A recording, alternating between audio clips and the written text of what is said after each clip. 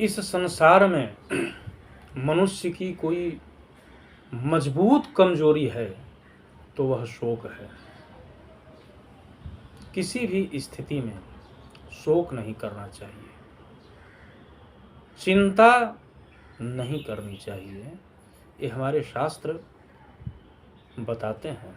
हमारे शास्त्रों में ईश्वरीय लीला में तमाम ऐसे उदाहरण हैं कि जो कि शोक को बड़ा नहीं करते, शोक को पुरस्कृत नहीं करते। आप देखें, जब भगवती सीता का हरण हो चुका है, लीला के प्रसंग में, राम लीला के प्रसंग में भगवान जगदीश्वर रामावतार में लौकिक लीला कर रहे हैं और माँ जानकी का हरण हो चुका है और भगवान की ऐसी स्थिति हुई है कि हे खग मृग हे मधुकर श्रेणी, तुम देखी सीता मृग नैनी।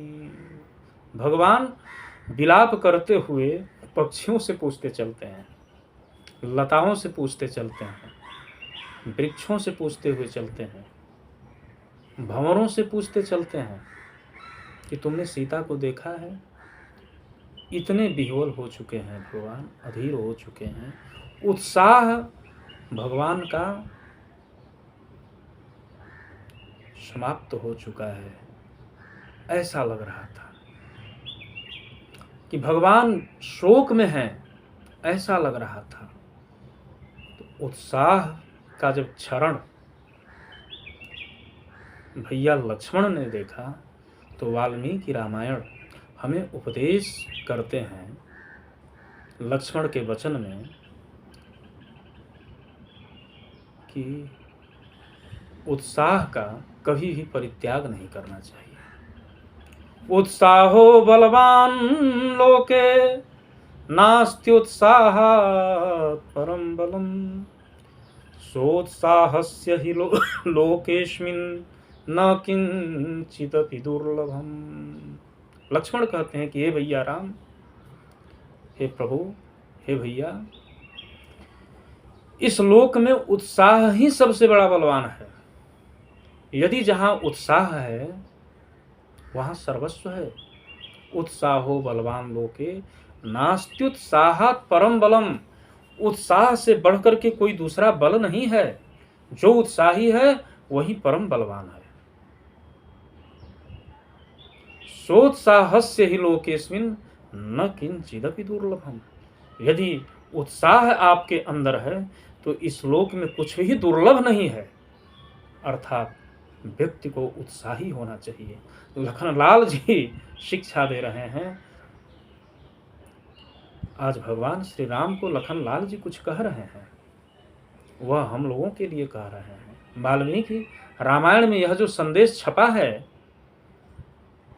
यह हम लोगों के लिए छपा है, इस मानव के लिए छपा हुआ है। मानव को इसका आचरण करना चाहिए कि आप अपने उत्साह का परित्याग न करें। किसी भी परिस्थिति में उत्साही रहें। और शोक का कभी स्पर्श भी नहीं होना चाहिए। अर्जुन की यही स्थिति हुई थी। मोह जनित मोह पाश में एक तरीके से बंध चुके थे, मोह में कुंठित हो चुके थे अर्जुन। महाभारत में जब दोनों सेनाओं का निरीक्षण किए अर्जुन और देखे कि ये तो सब हमारे ही लोग हैं, स्वजातीय बंधु बांधव जितने सब लोग हैं सब हमारे लोग हैं, हमारे घर के लोग हैं, हमारे रिश्तेदार लोग हैं, हमारे ही सगे संबंधी लोग हैं।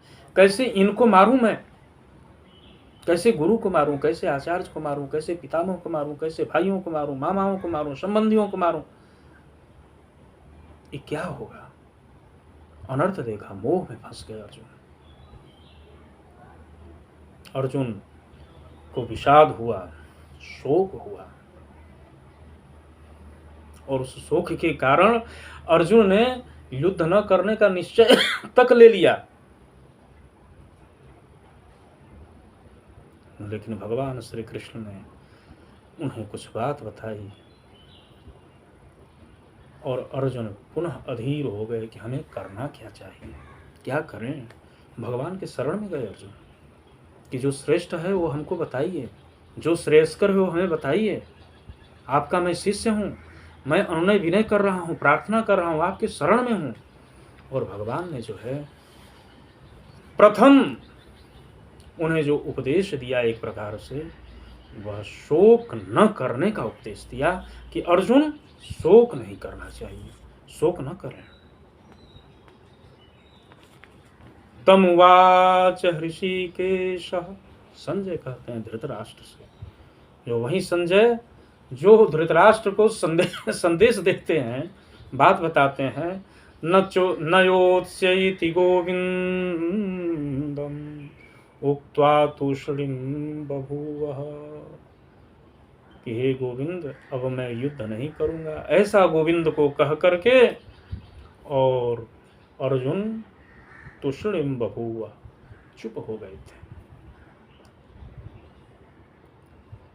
इस संजय ने धृतराष्ट्र को बताया, प्रसंग देख करके बताया, और धृतराष्ट्र को कहते हैं कि तमुवाच हृषिकेशः प्रहसन्निव भारत सेनयोरुभयोर्मध्ये विषीदं तमिदं वचः।